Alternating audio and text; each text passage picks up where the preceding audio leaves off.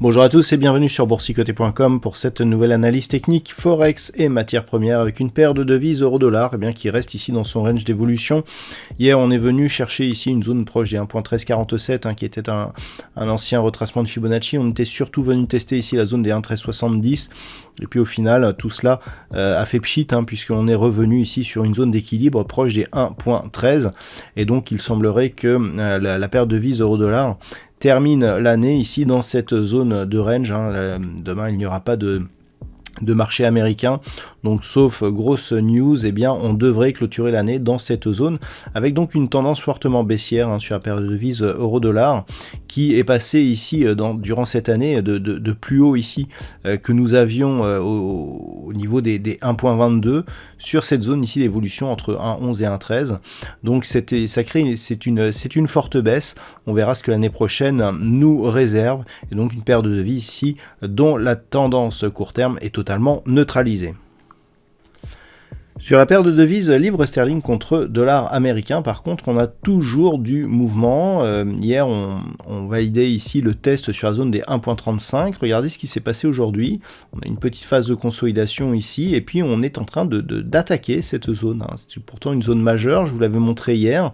Si on se recule, on mesure, je dirais le test, l'implication qu'il pourrait avoir. Alors d'un point de vue moyen terme, on est encore loin des niveaux de retournement.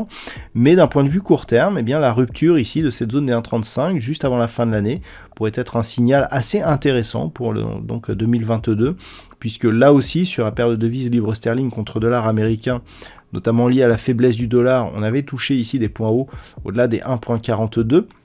Avant de redescendre ici pour toute la deuxième partie de l'année. Si cette impulsion ici persiste, on pourrait bien avoir un changement de tendance. Malgré tout, on voit que d'un point de vue moyen terme, c'est cette zone de point haut ici qu'il faudrait casser pour avoir un retournement de la tendance. Donc on en est encore relativement loin. Mais en cas de rupture ici, donc avérée de cette zone des 1.35, le signal court terme serait intéressant et pourrait même accélérer à la hausse en direction donc de la prochaine zone de résistance qui se situe à 1.3615.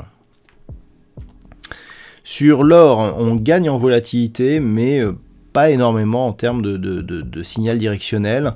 On a de la volatilité qui part un peu dans tous les sens. On a eu ici une phase de hausse hier qui pouvait confirmer la rupture éventuelle de la zone des 1807. On avait invalidé, on était reparti ici sur un contact bol inférieur avant de revenir sous la moyenne mobile 20 exponentielle. Donc la dynamique était plutôt baissière, sauf que là aussi ça a été invalidé. On repart ici sur une dynamique qui s'équilibre et qui pourrait repartir à la hausse.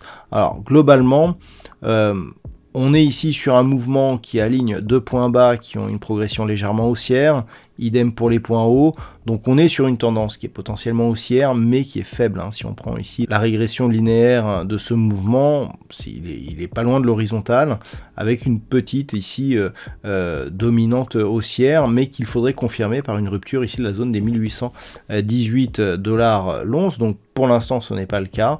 Et donc il semblerait que l'on termine l'année sur ces niveaux, donc dans beaucoup d'incertitudes sur les prix du métal jaune. Et puis enfin, sur le pétrole, là aussi, on a regagné un petit peu en volatilité, et notamment depuis que l'on a cassé ici cette zone des 75 $ le baril.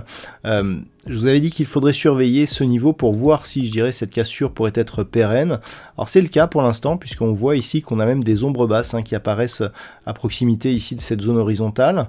On a eu ici un test et puis on est vite remonté, donc il semblerait que même si la dynamique est un peu moins forte, qu'elle soit toujours haussière. On a un nouveau plus haut significatif de tendance très court terme sur le WTI actuellement. et on pourrait bien finir l'année ici au-dessus de cette zone.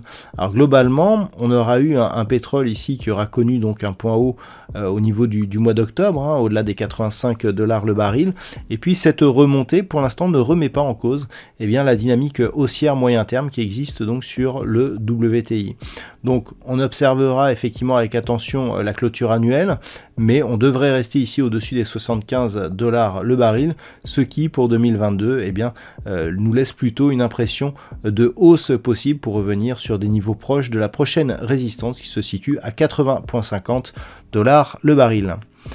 Voilà donc ce que l'on peut dire sur cette analyse technique Forex et matières premières. Je vous souhaite une très bonne soirée et on se retrouve donc dès demain pour d'autres analyses techniques, toujours sur le site boursicoté.com.